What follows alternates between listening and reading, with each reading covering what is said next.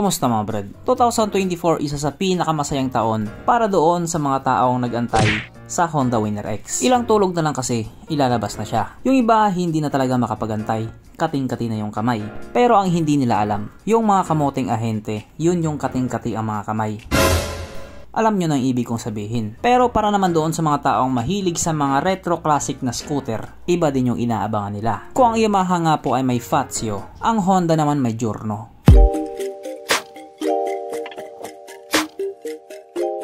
Pero syempre bago tayo magpatuloy, kung bago ka pa lamang napadpad dito sa aking walang kwentang channel, huwag ka nang subscribe.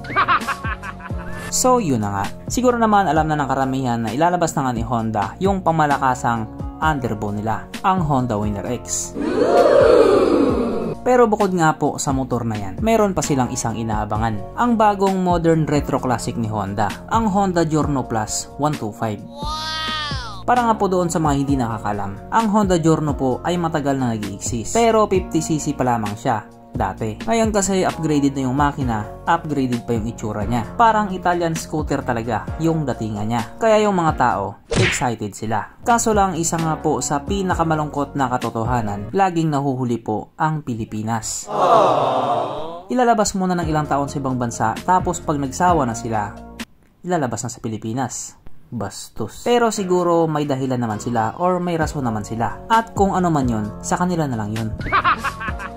Kaya dahil dyan, pag-usapan na naman natin kung ano nga bang meron sa motor na ito at kung gaano nga ba talaga siya kaganda. So ito nga po ang bagong-bagong Honda Giorno Plus 125 na mayroong 125 cubic centimeter engine displacement, 4-stroke single cylinder, single overhead cam with 4 bulbs, powered by SP Plus or Enhanced Smart Power Plus, nang ibig nga pong sabihin malakas na makina at the same time tipid pa rin sa gasolina. Naka-program fuel injected at syempre ito po ay naka-liquid cooled. Kaya hindi po siya panis sa Honda Click 125.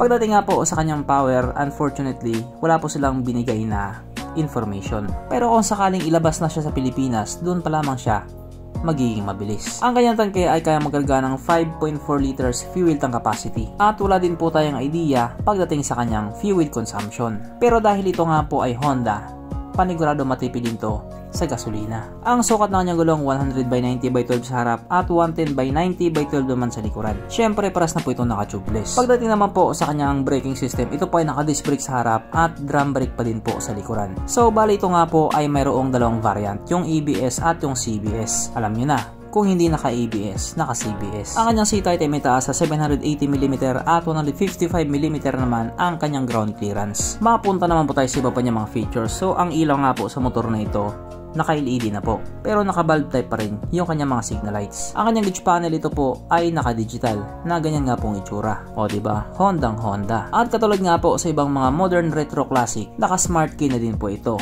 Nakakilis na po siya. Yes po, dito sa motor na ito, hindi ka nagagamit ng susi pa.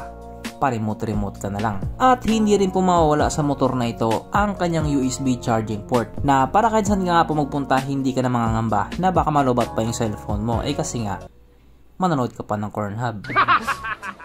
So bali ang motor nga po na ito ay nilabas na po sa Thailand at pinagkaguluhan din ito ng mga tao doon. Pero ang pinagkaiba lang nila doon sa atin, hindi sila nang iipit ng unit. Hindi ko naman sinasabing may nang iipit dito ng unit, pero parang gano'n na nga. Pero dito, hindi natin pwedeng ipitin to sapagkat nandito na nga po tayo sa exciting na part, ang kanyang mga suspension. So sa harapang bahagi nga po, ito ay ginamitan ng telescopic fork at sa likuran naman ito po ay gumagamit ng single shock absorber na ayon nga po sa mga tao nakagamit sa motor na ito, maganda ang bounce.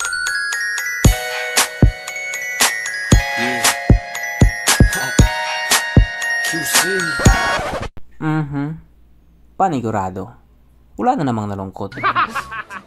At dahil wala nga po nalungkot, alamin na po natin kung present nga ba sa motor na ito yung tatlong pinaka-importanting features. So, una na nga po dito ang kanya lagay ng istalyon at kitang-kita naman mga brad. Meron siyang ganun. Meron siyang lagayan ng istalyon. Pangalawa, meron din po siyang sabitan ng pulutan.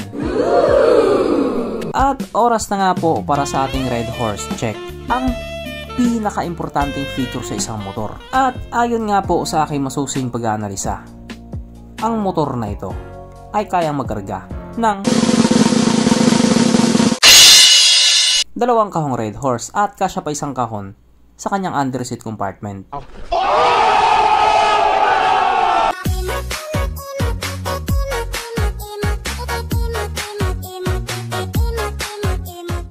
So therefore, ang motor na ito ay talagang highly recommended. Regarding naman po sa kanyang presyo, yung ABS nga po ay nagkakahalaga ng 66,900 Thai baht. Na kung i-convert nga po natin into Philippine peso, ito po ay papatak ng 106,000 pesos. Yung CBS naman ay nagkakahalaga ng 61,900 Thai baht. Na kung i-convert nga po natin into Philippine peso, ito po ay papatak ng 98,000 pesos. Pero syempre yan lang naman po ay presyo sa Thailand. Pag dinala yan sa Pilipinas, panigurado magbabago din yung presyo niyan. Kaso ang tanong nga po kung kailan siya dadalhin sa Pilipinas. Well, ayon nga po sa aking mga pinagkakatiwalaang sources, wala pa daw silang balita. Ibig sabihin nun, wala pa talaga. Ibig sabihin ulit nun, hindi pa siya pinagsawaan sa ibang bansa. Saklap, no? 2024 na, hindi ka pa rin priority. Parang endurance lang yan. Nauna ka na, disqualified ka pa. So hanggang dito na lang muna mga brad. Kung may gusto kong sabihin or gustong idagdag doon sa mga sinabi ko, mag-comment ka na lamang sa ibaba. Okay, bye.